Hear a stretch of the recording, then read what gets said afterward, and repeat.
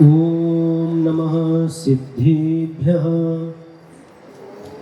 ओम नमः सिद्धेभ्यः। ओम नमः सिद्धेभ्यः।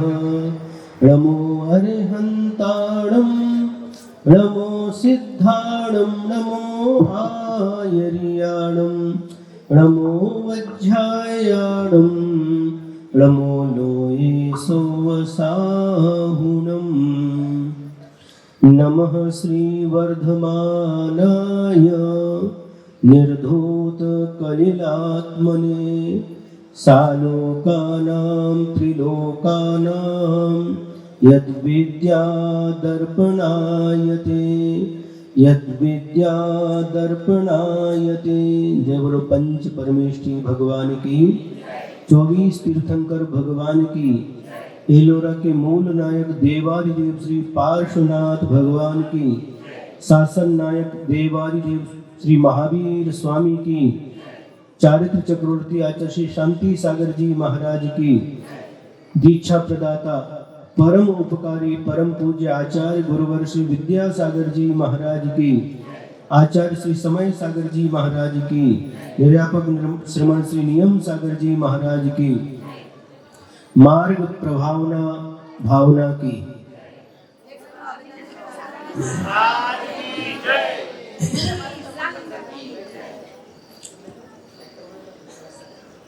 आज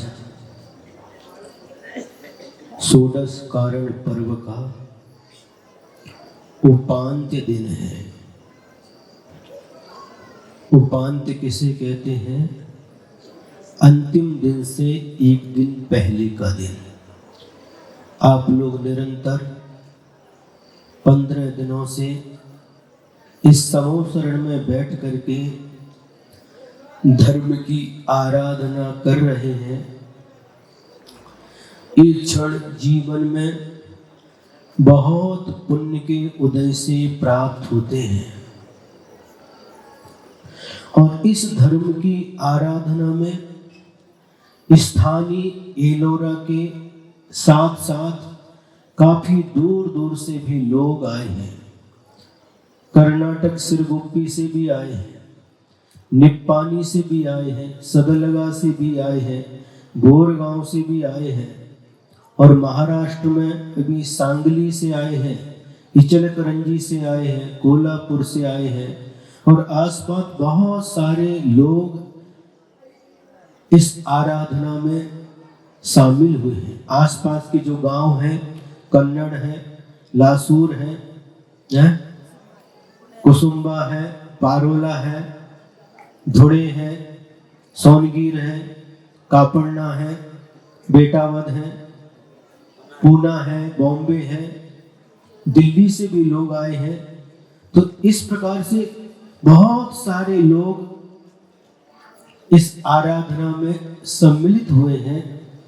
तो इस समय जो हम सामूहिक पूजन करते हैं, सामूहिक धार्मिक अनुष्ठान करते हैं, तो सामूहिक पुण्य कर्म का आश्रय होता है।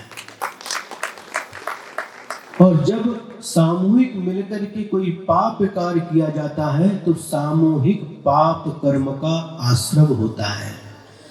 जब हम देखते हैं कि बहुत सारी विपदाएं, बहुत सारे विप्लव जब धरती पर होते हैं, महापूर आता है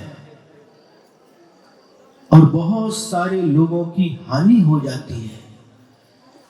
ब्रह्मनाड़ जो सांगली के पास में, नांद्रे के पास में एक गांव है, 2019 में जब महापूर आया तो पूरी की पूरी नाव पलट गई और एक बच्चा कहीं झाड़ को पकड़ लिया तो बच गया, बाकी सारे के सारे उस नदी में डूब करके उनका मरण हो गया। तो ये क्या है? इस सामूहिक पाप का उदय है। सामूहिक पाप के उदय से ऐसी दुर्घटनाएं घटती हैं और एक साथ लोगों की मृत्यु हो जाती है और विशेष रूप से आपदाएं आती हैं। कई बार हम देखते हैं, सुनते हैं, अखबारों में पढ़ते हैं, कैसी कैसी दुर्घटना घटती है, पूरी की पूरी बस पलट जाती है। ट्रेन भी अभी सुना था, कहाँ अहमदाबाद के पास ऊपर का जो एरोप्लेन है अहमदाबाद में क्या हुआ था, क्रैश हो गया। कितने लोगों की मृत्यु हुई? 242 लोगों की मृत्यु हुई। इस प्रकार से जो घटनाएं घटती हैं ये सामूहिक पाप का फल होता है। इसलिए हमें सामूहिक पुण्य कर्म का अर्जन करना चाहिए। अब देखिए जो वो घटना घटी लेकिन एक व्यक्ति उसमें से बच गया। उस नाव डूबी उसमें भी एक व्यक्ति बच गया। कोई उसने पुण्य किया होगा और उस पुण्य के कारण से उसके जीवन की रक्षा हो गई। बात समझ में आ रही है? तो इस प्रकार से जो सामूहिक पुण्य कमाने की, पुण्य अर्जन के जो अवसर आते हैं उनको कभी भी खोना नहीं चाहिए। कई लोगों की धारणा है कि महाराज वर्तमान में देखा जाता है और सुना भी जाता है कि जो लोग पाप कार्य करते हैं वो तो सुखी दिखाई देते हैं और जो धर्म करते हैं, पुण्य कार्य करते हैं, वह दुखी दिखाई देते हैं। कई लोगों का यह प्रश्न रहता है। आप लोगों में से, इस धर्म सभा में बैठे हुए लोगों में से भी किसी का यह प्रश्न हो सकता है और एक का नहीं कई लोगों के अंदर भी यह प्रश्न उत्पन्न हो सकता है कि जो धर्म करते हैं वो दुखी दिखाई देखे जाते हैं, है ना, और उनके पास ज्यादा भौतिक सुख सामग्री उपलब्ध नहीं होती, लेकिन जो पाप करते हैं वो सब सुख सुविधाओं से संपन्न रहते हैं और उनके जीवन में सुख दिखाई देता है। इसका कारण क्या है?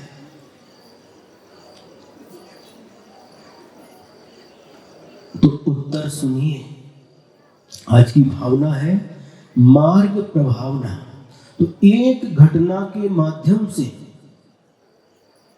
हम आपके सामने विषय रखना चाहेंगे, जो आपके मन का जो प्रश्न है, और उस घटना को सुनने के बाद निश्चित रूप से आपको उस प्रश्न का उत्तर मिल जाएगा। एक गांव में, जिस प्रकार एलोरा में यहाँ पर पहाड़ के ऊपर मंदिर है, उसी प्रकार उस गांव में भी पहाड़ के ऊपर वीतराग जिनेंद्र भगवान का मंदिर था। और एक मुनि महाराज विहार करते करते विहार करते करते उस गांव में आए और मुनि महाराज का प्रवचन हुआ। और उस समय यह पद्धति थी कि प्रवचन सुनने के बाद में कोई ऐसे जाता नहीं था। प्रवचन सुनने के बाद में कोई ना कोई नियम लेकर के ही घर जाते थे। ऐसी प्रथा थी, ऐसी पद्धति थी। और मुनि महाराज उस गांव में पधारे हैं, उनका भी धर्म के ऊपर प्रवचन हुआ और प्रवचन सुनने के बाद प्रत्येक व्यक्ति ने अपनी अपनी शक्ति के अनुसार नियम को ग्रहण किया। उस प्रवचन सभा में एक 20 साल का युवक था या बालक था। उसने भी आकर के महाराज से कहा, महाराज हमको भी कोई नियम दीजिए। हाँ, क्या लेना चाहते हो? तो जो पहाड़ के ऊपर जिनेंद्र भगवान का वीतराग प्रभु का मंदिर है, मैं प्रतिदिन जाकर के उस पहाड़ पर भगवान का अभिषेक करूंगा। शुद्ध जल के माध्यम से, प्राशुभ जल के माध्यम से भगवान का अभिषेक करूंगा और अष्टद्रव्य से भगवान का पूजन करूंगा। प्रतिदिन नमोकार मंत्र की जाप करूंगा और रात्रि भोजन का आजीवन त्याग, अभक्ष्य भक्षण का आजीवन त्याग। इतने नियम उस 20 वर्ष के युवक ने मुनि महाराज से ले लिए। मुनि महाराज ने आशीर्वाद दिया, धर्म वृद्धि का आशीर्वाद दिया। और मुनि महाराज कुछ दिन रहने के बाद उस गांव से बिहार कर जाते हैं। वह युवक ग्रहण किए हुए नियम के अनुसार प्रतिदिन पहाड़ के ऊपर जाता है, शुद्ध प्राशुद्ध जल लेकर के जाता है, उससे भगवान का अभिषेक करता है, अष्ट द्रव्य के माध्यम से भगवान की पूजन करता है। और यह क्रम चलता रहता है। एक दिन के बाद दूसरा दिन, तीसरा दिन, दिन के बाद दिन, महीने के बाद महीने और वर्षों के बाद वर्ष बीतते जाते हैं। और ऐसा करते करते 40 वर्ष हो जाते हैं। कितने वर्ष? 40 वर्ष। जो युवा था 20 साल का था, वह 40 साल, कितना, 60 साल का हो गया। और प्रतिदिन इन सारे नियमों का निर्दोष रूप से वह पालन करता है। प्रतिदिन की भांति आज भी वह अपने हाथ में शुद्ध प्राशुद्ध जल और अष्ट द्रव्य को लेकर पहाड़ की ओर जा रहा है और पहाड़ पर चढ़ना प्रारंभ कर दिया है। भगवान का अभिषेक और पूजन के भाव को लिए हुए जा रहा है। और बीच में एक घटना घट जाती है। एक कोई पत्थर है और पत्थर से उसका पैर टकरा जाता है। पैर में चोट लग जाती है, खून बहने लगता है और वह उस रास्ते के किनारे पर एक पत्थर के ऊपर बैठ जाता है। जो कपड़ा है उसको, जहां चोट लगी है उसको जोर से बांध देता है। अभी थोड़ी ही देर हुई थी और एक ऐसा व्यक्ति जो चोरी करता है, जुआ खेलता है, दारू पीता है, सप्त व्यसन में लीन है, ऐसा एक व्यक्ति उसी रास्ते से दौड़ते दौड़ते आ रहा है, क्योंकि चोरी करके आया है। कोई उसका पीछा कर रहा है, इसलिए बचने के लिए भाग रहा है और भागते भागते आता है। उसका पैर भी उसी पत्थर से टकराता है जिस पत्थर से इस युवक का पैर टकराया था। लेकिन रफ्तार तेज होने के कारण से वह उस पैर में उसको चोट नहीं आती, वह पत्थर आगे खिसक जाता है और वह देखता है उस पत्थर के नीचे एक घड़ा है। किसका घड़ा है? मिट्टी का नहीं, स्टील का नहीं, पीतल का नहीं, तांबे का नहीं, चांदी का नहीं, तो फिर किसका घड़ा है? सोने का। और वह घड़ा खाली नहीं है, उसमें भी भरा है। क्या भरा है? कीमती, बेशकीमती हीरा जवाहरात उसमें भरे हैं। रत्नों से भरा हुआ वह सोने का घड़ा उसको उठाता और देखता है और उसको लेकर के आगे बढ़ जाता है। इस दृश्य को उस युवक भी देख रहा है और यह दृश्य देखने के बाद उसका मन विचलित हो जाता है और उसके मन में भी प्रश्न उत्पन्न होता है, अरे मैं 40 साल से प्रतिदिन भगवान का अभिषेक पूजन कर रहा हूं, पहाड़ के ऊपर जाकर के भगवान का अभिषेक करता हूं, पूजन करता हूं, प्रतिदिन नमोकार मंत्र का जाप करता हूं, रात्रि भोजन नहीं करता, पानी छान करके पीता हूं, इन दान भी करता हूं, प्रतिदिन दान भी करता हूं, इन सब नियमों का पालन करते हुए भी मुझे इसी पत्थर से टकराने के बाद यह पैर में चोट लग गई। और वह व्यक्ति चोरी करता है, दारू पीता है, जुआ खेलता है, शिकार करता, सारे के सारे व्यसन में लीन है और उसका पैर भी इस पत्थर से टकराया। उसके पैर में चोट नहीं लगी किंतु उसको घड़ा मिल गया। ये मामला क्या है? उसका मन विचलित हो गया। जब पैर में चोट लगी थी तब उसका मन विचलित नहीं हुआ था, लेकिन जब उस व्यक्ति का, उस चोर का पैर उसमें लगा उस पत्थर से टकराया और उसको सोने का घड़ा मिला। यह देख करके उसका मन विचलित हो गया। मन में विचार करता है कि धर्म करने से कुछ भी नहीं होता। अब मैंने जो ये नियम लिए, मैं सब नियम छोड़ दूंगा, मैं किसी नियम का पालन नहीं करूंगा। 40 साल तक नियमों का पालन किया, लेकिन एक घटना ने उसके मन को विचलित कर दिया। सारे के सारे नियम छोड़ने के लिए उसका मन बन गया और वह वापिस बिना भगवान के दर्शन किए, बिना भगवान का अभिषेक पूजन किए वापिस लौट आता है अपने घर की ओर। और उसके मन में नाना प्रकार के विचार चल रहे हैं। ये क्या धर्म है?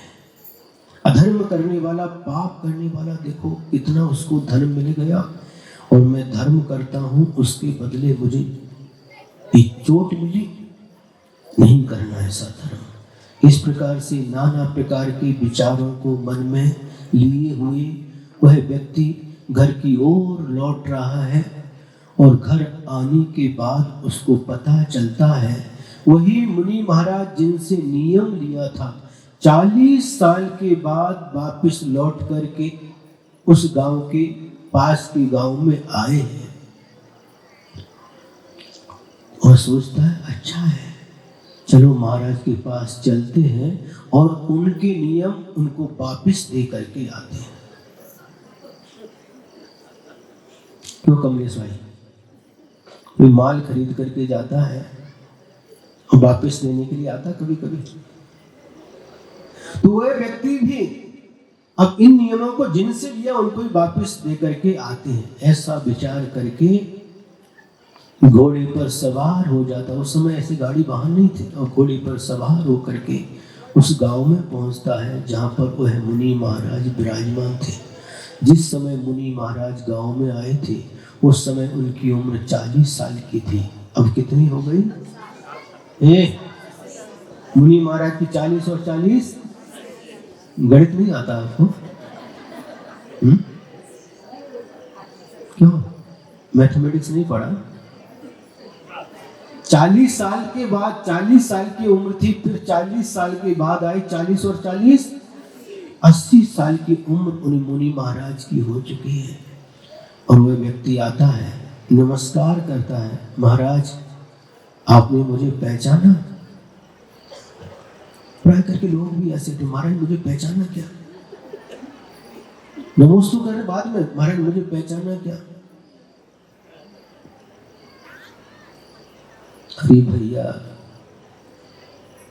आपको पहचाना या नहीं पहचाना इससे कोई मतलब नहीं निकलता। आपने धर्म को पहचान लिया, धर्मात्मा को पहचान लिया, आपके जीवन में यही कल्याणकारी होता है। और वह युवक भी महाराज से पूछता, महाराज मुझे पहचाना? 40 साल के बाद में कोई मिले जिसको 20 साल की उम्र में देखा था, अब 60 साल का हो गया, तब दाढ़ी मूछ भी नहीं थी, अभी पूरी सफेद दाढ़ी मूछ हो गई, बाल सफेद हो गए, कैसे पहचानेंगे? नहीं पहचाना? नहीं महाराज, आप 40 साल के पहले हमारे गांव में आए थे और उस समय आपके माध्यम से हमको ये नियम प्राप्त हुए थे, हमने नियम लिए थे। हाँ अच्छा, महाराज खुश हो गए, तो नियमों का पालन अच्छे से हो रहा है ना? महाराज ने पूछा। हाँ महाराज, कल तक तो नियमों का पालन अच्छे से हुआ, अब आज हम आपके सारे नियमों को आपको वापस करने आया हूं, सारे नियमों को लौटाने के लिए आया हूं। अरे क्या बात है, ऐसा क्यों कर रहे हो? महाराज 40 साल तक तो हमने नियमों का अच्छी तरह से पालन किया, लेकिन कल एक ऐसी घटना घट गई जिसको देख करके मेरा मन विचलित हो गया और मैंने सोच लिया मैं कोई नियम का पालन नहीं करूंगा, आपके नियम आपको वापस दे। आखिर ऐसी कौन सी घटना घट गई? मैं प्रतिदिन की भांति कल भी अष्टद्रव्य लेकर के, प्राशुर जल लेकर के भगवान के अभिषेक पूजन के लिए पहाड़ी पर चढ़ रहा था और एक पत्थर से मेरा पैर टकरा गया और मेरे पैर में चोट लग गई, खून बहने लगा। देखो महाराज, अभी भी ये पट्टी बंधी है। अच्छा, तो क्या हुआ सुनिए महाराज। थोड़ी ही देर में एक ऐसा व्यक्ति जो चोरी करता था, दारू पीता था, शिकार खेलता था, जुआ खेलता था, सारे के सारे दुर्गुण उसके अंदर था, ऐसा व्यक्ति, व्यसनी पापी व्यक्ति, जब सभी पाप सभी व्यसन उसके अंदर थे और वह भी उसी रास्ते से दौड़ करके आ रहा था, उसी पत्थर से उसका पैर टकराया और पैर टकराने के बाद पत्थर दूर गिर गया और उसके नीचे एक सोने का घड़ा मिला उसको, और उसमें हीरा जवाहरात बहुत सारी सामग्री थी, कीमती सामग्री थी। ये क्या महाराज, हमने 40 साल तक नियम का पालन किया, प्रतिदिन भगवान का अभिषेक पूजन किया, बीतराग प्रभु की आराधना की, प्रतिदिन नमोकार मंत्र का जाप करता था, रात्रि भोजन का 40 साल से हमारा त्याग था, पानी छान करके पीता था और प्रतिदिन दान करता था। ये सारे के सारे नियम का पालन करने के बाद उसका फल ये कि मुझे चोट मिली, और वह व्यक्ति सारे के सारे पाप करता, उसको धन मिला, सोने का घड़ा मिला। क्या धर्म है महाराज, अब मुझे कोई धर्म नहीं करना। तो वह मुनि महाराज सामान्य मुनि महाराज नहीं थे, अवधि ज्ञान के धारी मुनि महाराज थे। उन्होंने कहा बस थोड़ा रुको, और उन्होंने अपने अवधि ज्ञान के माध्यम से उस घटना को समझ लिया कि इसके पीछे रीजन क्या है। कोई भी कार्य जब होता है तो उसके पीछे कोई ना कोई कारण अवश्य होता है, और अपने अवधि ज्ञान के माध्यम से उन्होंने जान लिया और उससे कहा कि बेटा तुझे नियम वापस करना है, उन नियमों को छोड़ने के पहले जो एक घटना घटी है, ये घटना क्यों घटी है, इसका कारण भी समझ ले। हाँ महाराज बताओ, तुमको जो इस समय चोट लगी है पैर में, इसी समय किसी दुर्घटना में तुम्हारी मौत होनी थी। क्या समझे? किसी दुर्घटना में तुम्हारी बहुत बुरी तरह से मौत होनी थी, लेकिन 40 साल से तुमने जो पुण्य का अर्जन किया है, भगवान का अभिषेक पूजन किया है, नमोकार मंत्र का जाप किया है, दान दिया है और रात्रि भोजन का त्याग किया है, पानी छान करके पीते थे, इसके माध्यम से तुमने इतना पुण्य का अर्जन कर लिया कि वह तुम्हारी मौत थोड़ी सी चोट में चिकट चली गई। उस पाप को इस 40 साल तक तुमने धर्म करते करते उस पाप को इतना छोटा कर दिया कि वह मौत एक छोटा सा घाव दे करके चली गई। ऐसा है महाराज, एकदम दंग रह गया। अच्छा महाराज ये बताओ, ठीक है हमारी तो ये हमने पाप किया था और उस पाप के कारण से हमारी मौत होनी थी, लेकिन धर्म करने से पुण्य करने से वह मौत छोटे से घाव में चली गई। उस व्यक्ति को धन का घड़ा क्यों मिला?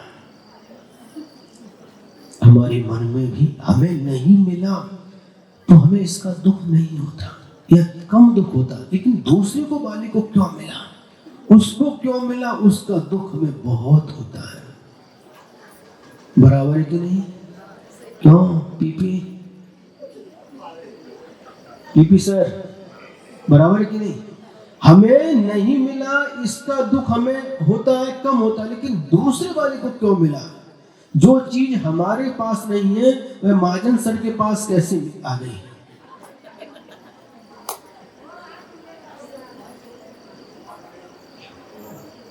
समझ आ रहा? यदि हमारे पास भी नहीं है, उनके पास भी नहीं, तो हमको दुख नहीं होता, लेकिन हमारे पास नहीं है, उनके पास है, इसका हमें दुख होता है। क्यों होता है? क्योंकि ईर्ष्या भाव जब उत्पन्न होता है तो सामने वाले की उन्नति सहन नहीं होती, सामने वाले का विकास सहन नहीं होता। हम अपनी उन्नति चाहते हैं, अपना विकास चाहते हैं, और दूसरे की उन्नति देख करके अंदर ही अंदर हमारे परिणाम कलुषित हो जाते हैं। अरे सामने वाले का पुण्य उसके पुण्य से उसे मिला, हम भी पुण्य, हमारा भी पुण्य का उदय होगा तो हमको भी मिलेगा, ऐसा विचार करना चाहिए। अब वह व्यक्ति पूछता है, महाराज बताओ, वो इतना पापी व्यक्ति, सब पाप करता है, सब व्यसन करता है, चोरी करता है, दारू पीता है, उसको तो इस प्रकार से धन मिल गया, इसका क्या कारण है?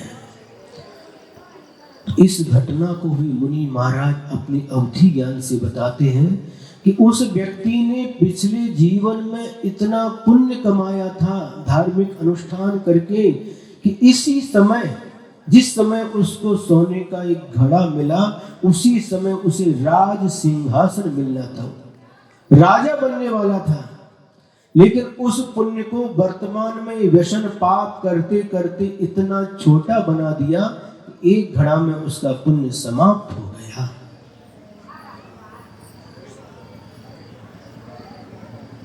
समझ में आ रहा है? ऐसा है महाराज? हाँ ठीक है, अब हमारे नियम हमको वापस कर दो। महाराज के गुरु महाराज के दोनों चरण पकड़ता है, आंखों से आंसू बहने लगते हैं।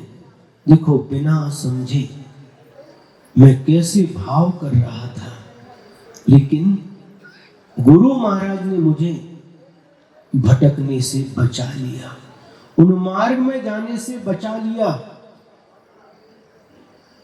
मुझे सन्मार्ग पर स्थित कर दिया। इसलिए कहावत है, सांगली जयसिंहपुर के साइड में एक भजन सुनाते हैं, और उस भजन की एक पंक्ति है, गुरु बिन कौन दाख बिल बाट। गुरु के बिना कौन मार्ग दिखाएगा? मार्ग दिखाने वाले मार्गदर्शक गुरु होते हैं, और गुरु ही हमें सन्मार्ग दिखाते हैं। और रोने लगा, गुरुदेव मुझे क्षमा करो, मुझे क्षमा करो, और उन नियमों का अच्छे से मैं और अच्छे से पालन करूंगा। इसके बाद और भी नियम मुनि महाराज से लेकर के चला जाता है। आपके जिनके मन में ये प्रश्न उठता है कि आज हम देखते धर्म करने वाले दुखी रहते हैं, अभावग्रस्त रहते हैं, और पाप करने वाले सुखी रहते हैं, बहुत सारी शुभ सामग्री उनके पास रहती है। इस घटना को सुनकर के मुझे विश्वास है आप सभी जिनके मन में इस प्रकार का प्रश्न होता उनको उसका उत्तर अवश्य मिल गया होगा। मिल गया ना? हाँ। तो आज मार्ग प्रभावना का दिन है। कौन सा मार्ग? संसार मार्ग नहीं, संसार के बहुत सारे मार्ग हैं, लेकिन मोक्ष मार्ग एक है, अकेला है। हमें मार्ग की प्रभावना करना है। हम जैन कुल में हमारा जन्म हुआ है, जैन कुलाचार का यदि हम पालन करते हैं तो जिन शासन की इस मोक्ष मार्ग की प्रभावना होती है। जैन कुलाचार क्या है? रात्रि भोजन नहीं करना, पानी छान करके पीना, अभक्ष्य भक्षण नहीं करना, और किसी का दिल नहीं दुखाना, अहिंसा धर्म का पालन करना। ये जितने भी fast food, bakery, junk food, ये जितने भी प्रोडक्ट हैं, चाहे बिस्किट हो, ब्रेड हो, पाव भाजी, बर्गर, पिज्जा, कुरकुरे, नूडल्स, क्या क्या चल गया है, दाबेली। क्यों हंस रहे भाई? क्यों हंस रहे हैं? नाम गलत बोल दिया, बराबर है, तो हंस क्यों रहा है? हमें कैसे पता? भाई आप लोग ही बताते हैं। अभी सोलापुर गए थे तो एक बताया क्या, मंचूरी। सोलापुर में थे, मंचूरी क्या थी, उसने बताया ऐसा ऐसा होता। हमको क्या पता, आप लोग बताते हैं। ये जितने भी चीजें हैं, बिस्किट जितने भी आते हैं, चाहे पार्ले जी हो, गुड डे हो, टाइगर हो, 20-20 हो, 50-50 हो, मैरी गोल्ड हो, इस सारे के सारे बिस्किट, इसमें अंडा, चर्बी, ऐसे अशुद्ध पदार्थ का मिश्रण रहता है। आप लोग बाजार जाते हैं और आइसक्रीम बड़े चाव से खाते हैं, वनीला, स्ट्रॉबेरी, ग्रीन पिस्ता, काजू दाग, बटर स्कॉच और खट्टा मीठा mango, Sunday surprise, black forest है, हाँ, चोकोबार, और बड़े चाव से आइसक्रीम को खाते हैं। बंधुओं, प्रत्येक आइसक्रीम के अंदर देख लिए 471 471 नंबर है और यह मांसाहार का सूचक है। इनमें सभी में चर्बी मिली रहती है। आइसक्रीम खाना है, खाइए, लेकिन फ्रिज आपके घर में है। दूध, भैंस का दूध, शुद्ध देसी गाय का दूध ला के रबड़ी बनाओ, अच्छी मेवा डाल करके आइसक्रीम बना के खाओ, किसने मना किया? लेकिन मेरा स्वाद नहीं आता। समझ में आ रहा कि नहीं? अरे स्वाद नहीं देखना, इस शुद्ध को देखो। ये शुद्ध है, आगम के विपरीत, आगम के प्रतिकूल है इन सब वस्तुओं को अवश्य का भक्षण करना। ये सारे हमारे नियम सागर महाराज जी ने तो नियम लिया, जिनका फास्ट फूड का, बेकरी का आजीवन त्याग होगा, उन्हीं के हाथ से आहार लेते हैं। तो जो लोग हमारी बात सुन रहे हैं, इस सभा में बैठे हुए जितने भी लोग हमारी बात सुन रहे हैं, वह जाकर के जहां जहां से आए सबको ये बात जरूर सुना देना है। तो इस कुलाचार का यदि हम पालन करेंगे, इन अभक्ष्य वस्तुओं का त्याग करेंगे, और एक चीज, बॉर्नवीटा दूध में डालते हैं और बच्चे को पिला देते हैं। क्या है बॉर्नवीटा? समझ में आ रहा है कि नहीं? बॉर्नवीटा है क्या? पाउडर लिया बाजार से, खरीदा, मेडिकल से लाए, एक चम्मच डाला और लो बेटा पी लो। क्या है उसमें? देखो, आप पढ़ो पुस्तक को, इस सबको ज्ञान होना चाहिए। धर्म के शास्त्र बांध करके रख दो, पहले इसका स्वाध्याय करो, उसके बाद में धर्मशास्त्र पढ़ना। ऐसी वस्तु को खा करके तत्वार्थ सूत्र बोलते हो, भक्तांबर बोलते हो, ढमोकार मंत्र बोलते हो, बोलने के काबिल नहीं है आपका मुख। हमारी बात बुरी जरूर लग रही होगी, लेकिन सत्य है, कड़वा सच है। कोई बात नहीं, कड़वा लगने दो, कड़वा लगने दो, हमें उसकी चिंता नहीं है। लेकिन आपको उन मार्ग पर जाने से बचाना हमारा कर्तव्य है। तो आप लोग यदि मार्ग की प्रभाव न करना चाहते हैं, तो आज से अवक्ष भक्षण का त्याग, सारे के सारे bakery, fast food, junk food, सबका त्याग, और रात्रि भोजन का त्याग, पानी छान करके पीने का नियम जो हमने देखा सामने, हमारा डोका घूम गया, सिर घूम गया। पर्यूषण पर्व चल रहा है और उसमें से टोटी खोलते हैं बुड्ढे लोग भी और पी जाते पानी। ये आज का जो बिसलरी वगैरह पानी जाते हैं, पैसा निकालते देते हैं 20 रुपए 10 रुपए कितने, और उसको लेकर के गड़गड़ पी जाते हैं। ये क्या है? ये लक्षण नहीं है। कौन सा? ये धर्म का लक्षण नहीं है, धर्मात्मा का लक्षण नहीं है। आप लोग प्रतिज्ञा करो, जब हम छोटे थे तो 5वीं क्लास तक हमको पानी दिया जाता था, वो पानी पीते थे। जब 6वीं क्लास में दूसरे स्कूल में गए, एक कपड़ा दिया था छन्ना, बेटा जब भी पानी पियो तो छान करके पीना। छान करके पीते थे, हैंडपंप था उसको लगाते थे, और कोई दूसरा चलाता था, छान करके पीते थे। तो लोग हंसते थे, बच्चे, अरे कैसे पानी छान करके पीते, हंसते थे। तो एक दिन हमने उसको छोड़ दिया, फेंक दिया। माँ ने पूछा, वे कपड़ा कहाँ है? फेंक करके आए। क्यों? बच्चे चिढ़ाते हैं। अरे बच्चे चिढ़ाते बेटा, अपना ये धर्म है। बिना छने हुए पानी में असंख्यात जीव रहते हैं, उनकी रक्षा करना हमारा धर्म है। अपन ने जैन कुल में जन्म लिया है, उनको चिढ़ाने दो। 2 दिन 4 दिन 8 दिन 15 दिन चिढ़ाएंगे, उसके बाद सब चुप हो जाएंगे। दोबारा दूसरा कपड़ा दिया, और ऐसा ही हुआ। रूमाल दिया, छान करके पीते थे, चिढ़ाते थे। 10-15 दिन चढ़ाया, उसके बाद उन्होंने देखा फिर सब शांत हो गए। ये संस्कार हमें अपने बच्चों को देना चाहिए। हमें स्वयं भी पहले संस्कारित होना चाहिए। जब हम संस्कारित होंगे तो बच्चे संस्कारित होंगे। हम तो बिना छना पी रहे तो बच्चों को क्या संस्कार देंगे? हम रात्रि में भोजन कर रहे तो बच्चों को क्या संस्कार देंगे?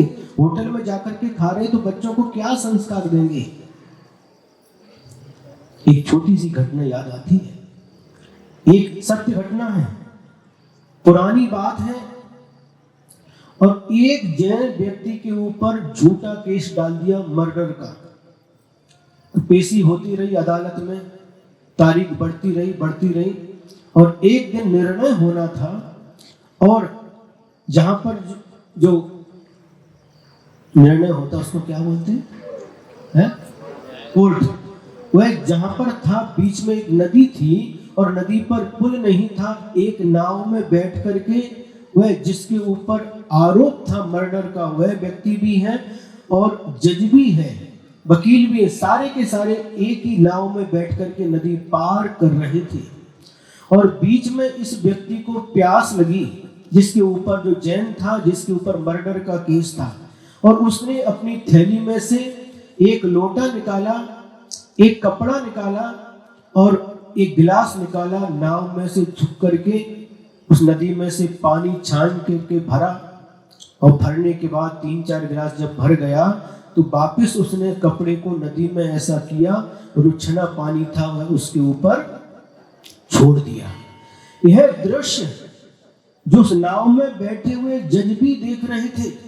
उन्होंने उस व्यक्ति से पूछा कि भाई तुमने पानी छाना, ये तो ठीक है कचरा रहता है इसलिए पानी छान लिया पीने के लिए, लेकिन ये वापिस ये क्या कर रहे हो तुम? कपड़ा लेकर के वापिस ये छाने हुए पानी से ये क्या कर रहे हो? उसने कहा हमारे धर्म शास्त्रों में लिखा है कि बिना छने हुए पानी में जीव रहते हैं। पानी छानने के बाद वह जीव कपड़े के अंदर आ जाते हैं और उन जीवों की रक्षा के लिए हम जीवानी कर रहे हैं, ऐसा हमारे शास्त्रों में लिखा है। उन जीवों को भी हम कष्ट नहीं देते, उन जीवों की भी रक्षा हो, इसलिए हम पानी छानने के बाद वापस उस जो कपड़े में आए हुए जीवों को वापस नदी में छोड़ रहे हैं। यह घटना देखी और जज ने जब वहां पर जाकर के निर्णय हुआ, वहां पर जाकर जज बैठ गए अपने स्थान पर और सीधा उन्होंने निर्णय सुना दिया कि इस व्यक्ति के ऊपर जो मर्डर का केस है वो झूठा केस है। और उन्होंने कहा जो व्यक्ति पानी में जीव दिखाई नहीं देते उनकी भी रक्षा करता है, तो कभी किसी व्यक्ति का मर्डर कैसे कर सकता है? ये केस झूठा है। और इस निकाल बोलते निकाल दे दिया, अपना निर्णय सुना दिया। समझ में आ रहा है? मतलब हमारा धर्म, हमारे भीतर प्रभु ने जिस धर्म का, जिस अहिंसा धर्म का उपदेश दिया उसके पालन करने से वह केस क्या हो गया? क्या हो गया? निर्दोष साबित हो गया वो। इस प्रकार से बहुत सारी ऐसी घटना है। समय का अभाव है, आप लोगों से हम इतना कहना चाहेंगे, यही मार्ग की प्रभावना है। आप पाश्चात्य संस्कृति के अनुसार अपने आप को ढालो, ये मार्ग की अप्रभावना है। अभक्ष भक्षण करने लगे, मार्ग की अप्रभावना है। जाकर के रात्रि भोजन करते सबके सामने, ये मार्ग की अप्रभावना। हमें अच्छे से याद है जब हम छोटे थे तो जो जैन लोगों के साथ अजैनों के भी संबंध रहते थे, विवाह शादी में उनको भी भोजन के लिए बुलाते थे, वो लोग अपने को बुलाते थे। तो जो जैन लोग का भोजन होता था वह पहली पंगत जैनियों की दिन में, और उनके लिए बनाने के लिए अलग जैन लोग रहते थे, जैन आचार्य रखते थे। पानी छान करके मर्यादा का आटा वगैरह सारा शुद्ध भोजन बनाया जाता था और पहली पंगत जैनियों की होती थी, क्योंकि जैन लोग रात में भोजन नहीं करते, उसके बाद वो लोग भोजन करते थे। सोचिए, विचार करिए, जैनों का क्या सम्मान था।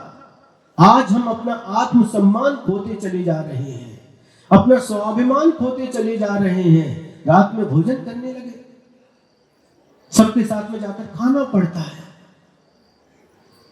सोचो, पहले के लोगों ने मार्ग की प्रभावना की कि आप लोग मार्ग की प्रभावना कर रहे हो।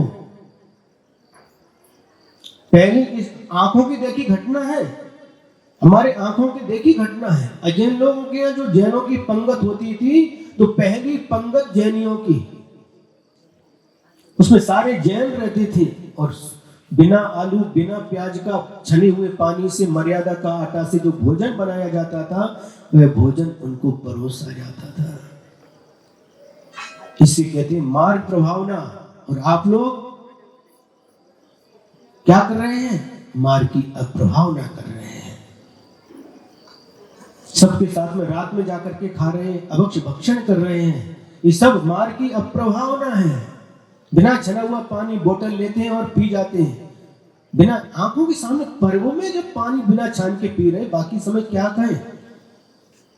ये सब मार्ग की अप्रभावना है। बुरा लग रहा होगा, कोई बात नहीं, हमारा उपवास था कल का, 48 घंटे हो गए आहार लेकर के, लेकिन फिर भी हम बोलने के लिए आए हैं क्योंकि अवसर छोड़ना नहीं है। यदि मान लो उपदेश सुनकर के किसी के भावों में परिवर्तन हो जाता है, अभक्ष का त्याग कर देता है, रात्रि भोजन का त्याग कर देता है, bakery fast food junk food सब का त्याग कर देता है, तो मार्ग की प्रभावना में उस व्यक्ति का भी योगदान होता है।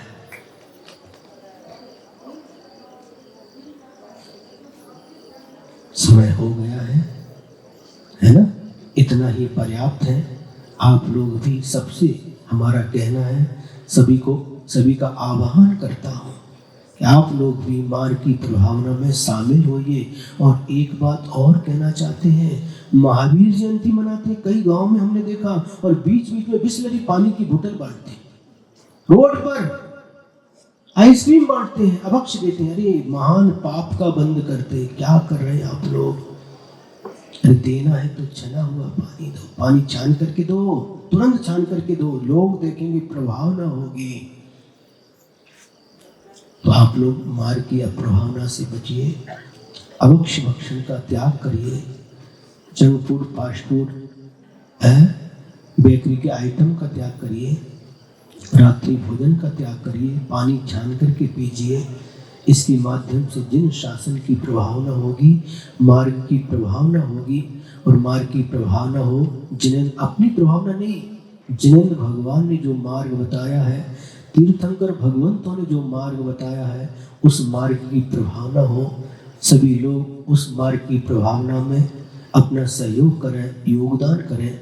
इसी अपेक्षा के साथ और इसी भावना के साथ परम पूज्य आचार्य गुरुदेव को याद करते हुए अपनी वाणी को यहीं विराम देता हूँ। तरणी विद्या सागर गुरु तारो मुझे ऋषि, करुणा करो कर से दो आशीष। यही प्रार्थना आपसे अनुनय से कर जोड़, पल पल पग पग बढ़ चलूं मोक्ष महल की ओर, मोक्ष महल की ओर। जय गुरु परम पूज्य आचार्य गुरुवर श्री विद्यासागर जी महाराज।